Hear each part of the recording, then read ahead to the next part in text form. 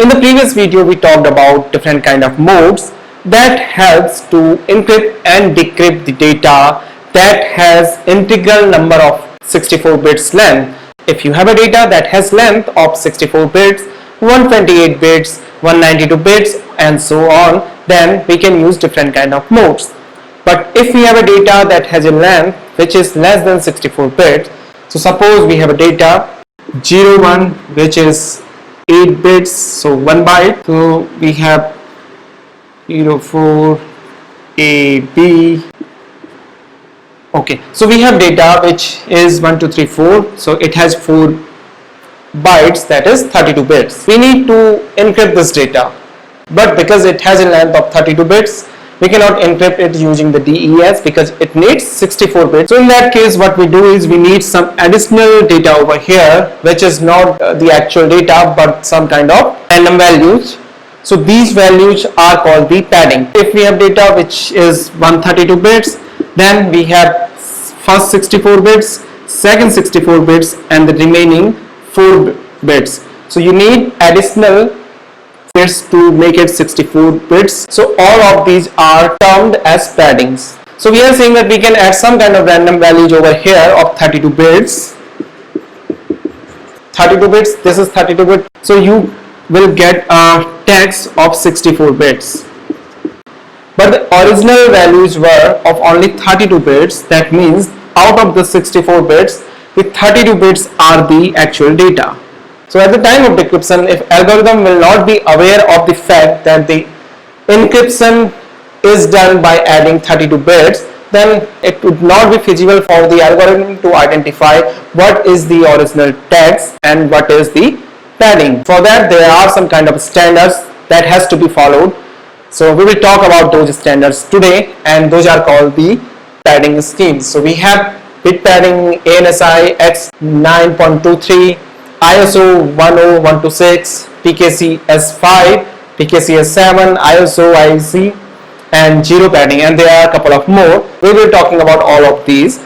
So if we have a data which is encrypted using one of these padding scheme, then it has to be decrypted using the same kind of padding scheme. So when we're talking about bit padding, as the name suggests, that the padding will be added at the bit level. So if we have the data, say the 32 bits, the original text and the last 32 bits, okay, so we need to add the padding over here. So for adding the padding, whatever the remaining data is, in this case there are 32 bits, so we need to add 32 bits of padding. So the first value will be 1 and then there will be remaining 31 bits. To that the value 0 will be added for each bits. So we get the first 32 bits of values and then 1 and the remaining zeros to make it 64 bits. So this is what bit padding is. At the time of decryption, what will be done is, first of all the decryption will be done and eventually the last values will be removed. So in that case, all of these zeros followed by 1 will be removed and the remaining bits will be used as the data, right? So that will be a decrypted text. But now suppose we have the actual data that contains 1 0. How will the algorithm identify? It could be the original data and it could be the padding. It would not be feasible to identify actual value or the padding values. So this bit padding is not used as much. Instead of taking care of the individual bits, now we will see how the ANSI X923 works. So in this case, we have the same 32 bits, which is the data, and then the remaining 32 bits. Okay, so here what we have is, we have 32 bits of data, so 32 bits remaining, that is 4 bytes. So we need 4 bytes of padding here. So what we do here is, we add the last byte as 04, the number of byte that need to be padded, and then the additional zeros will be added over here. So this is how we add the bytes. At the time of decryption, the last value will be seen.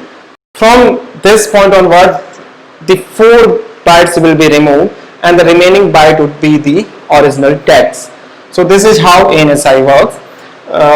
And then we have got the ISO 10126. It is again the byte padding, but in the ANSI X923 we have added zeros before the last byte, right? But in ISO 1026 it can be any random values over here,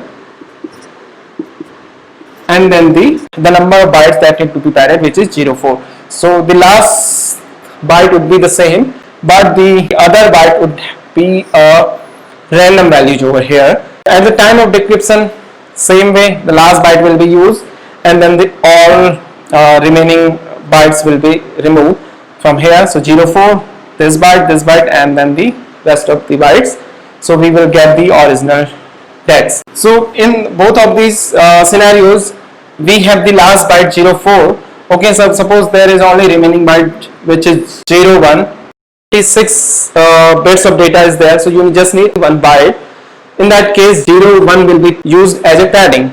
But if we have this value as the original data, then it would be difficult to identify if this value is the padding value or it is the actual value.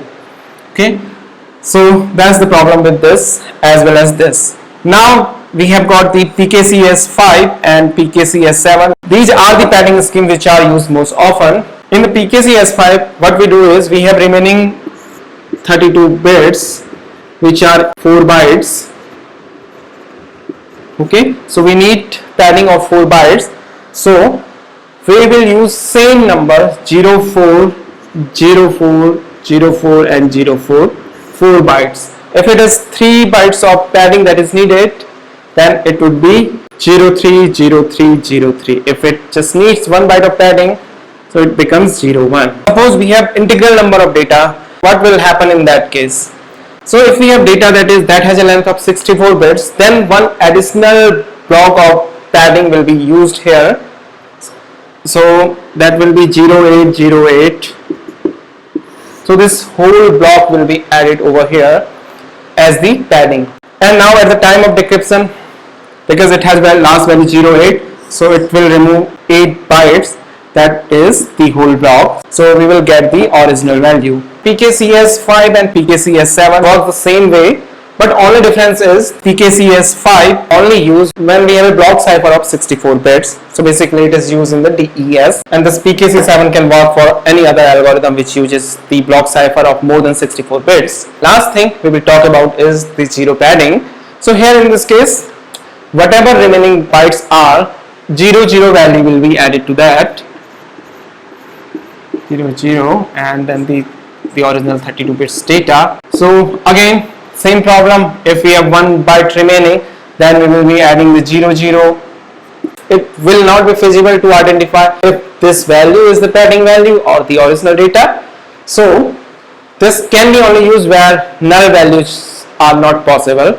So all of these padding schemes have their different use cases. If you ever wonder which padding scheme you should be using for your scenarios, so in case of any doubt, you can safely pick PKCS5 or 7.